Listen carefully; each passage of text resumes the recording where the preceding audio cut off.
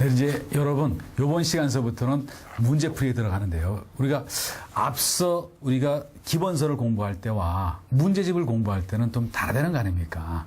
기본서를 공부할 때는 전반적인 내용이 어떤가 이런 걸 봤지만 우리가 문제집에서는 실제 현장 가서 이렇게 답안을 작성하는 그쪽으로 간다는 거 아닙니까? 그래서 이렇게 앞서 잠깐 개요를 한번 얘기를 드려볼게요. 물론 여러분이 다 알고 계시지만 2차 과목은 어떠냐면요. 총 4문제가 나온다는 거 아닙니까? 4문제가 나오는데 그런데 이 중에서 논술형이 한 문제고 그리고 약수령이 3문제로 나오거든요. 약수령이 3문제로 나오는데 그런데 논술형은 일정한 뭐 자기의 논리라든지 생각을 펼쳐 나가는 거 아닙니까? 그게 원래 논술형인데 그런데 우리 시험은 조금 어떤 세미 논술이라고 보세요.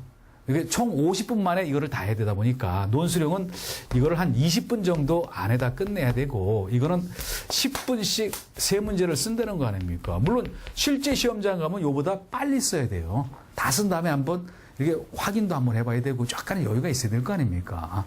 그래서 그러다 보니까 논술형이 조금 이렇게 정통 논술은 아니라고 보도록 합니다. 이제 그래 놓고 이제 물론 여기 있는 내용 중에서 여러분들이 뭐 한 글자도 안 빼놓고 다 암기하고 그러시는 건 좀 힘들 겁니다. 그러다 보니까 이 중에서 비교적 중요한 것도 있고 조금 덜 중요한 것도 있고 또 일부는 뺄 문제도 있어요. 그거는 진행 과정에서 얘기를 드리고 또 그리고 이렇게 전체적으로 이렇게 기본적인 걸 좀 알고 있는 상태에서 이렇게 틀을 어떻게 잡을 것인가 구도 같은 거 빨리 떠올라야 돼요. 이거를 시간을 많이 끌 수는 없어요. 자꾸 생각만 하다가 시간 끌다 보면 50분 훌쩍 지나갈 거 아닙니까? 이제 그러면서 이제 같이 한 번씩 보도록 할게요. 먼저 3페이지 보시면은 여기 약수령 문제 1번을 볼게요. 문제 1번에 뭐라고 나왔냐면요. 여기 사무의를 쓰라는 거 아닙니까? 사무의 의를 써보라. 이렇게 문제가 나왔거든요. 그런데 지금 사무의 의만 쓰라 그랬으니까 뭐 중간 소목차라든지 키워드 같은 거 생각이 나야 될 거 아닙니까? 그래야지 여러분들이 이 문제를 쓸 수가 있어요. 그래서 이럴 때는 한번 제가 이렇게 볼게요. 여기 사무, 저는 이제 그 책에 보면은 4개로 나눈 거 아닙니까? 4개로 나눠서 이게 빨리 떠올라야 돼요. 어떠냐면요. 일반적으로 사무가 뭐다. 이걸 한번 써보고, 일반적인 사무의 의.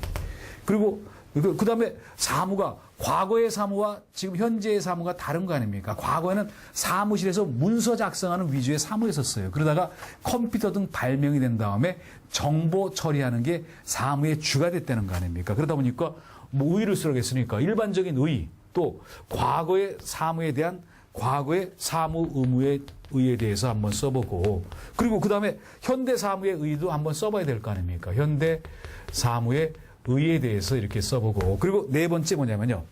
사무의 어떤 개념이 조금 바뀌어 나간다는 거 아닙니까? 개념도 의하고 같은 얘기잖아요. 그래서 어떠냐면요. 종전에 과거의 공장에서 어떤 기록 남기는 위주였다가 그 다음에 관리층에다가 어떤 자료를 넘기는 관리 위주. 그랬다가 현재 들어와서는 어떠냐면요.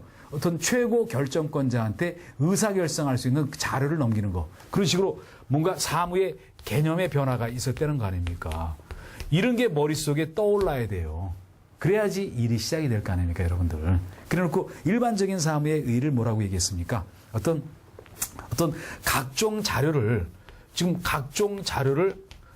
수집을 해서 이걸 어떤 뭐 처리를 해서 좋은 정보로 만들어서 이거를 전달하는 작업이 있는 거 아닙니까? 이거를 정보화해서 전달하는 것이 사무라는 얘기를 했잖아요. 이 말은 꼭 들어가야 될 내용인 거 아닙니까?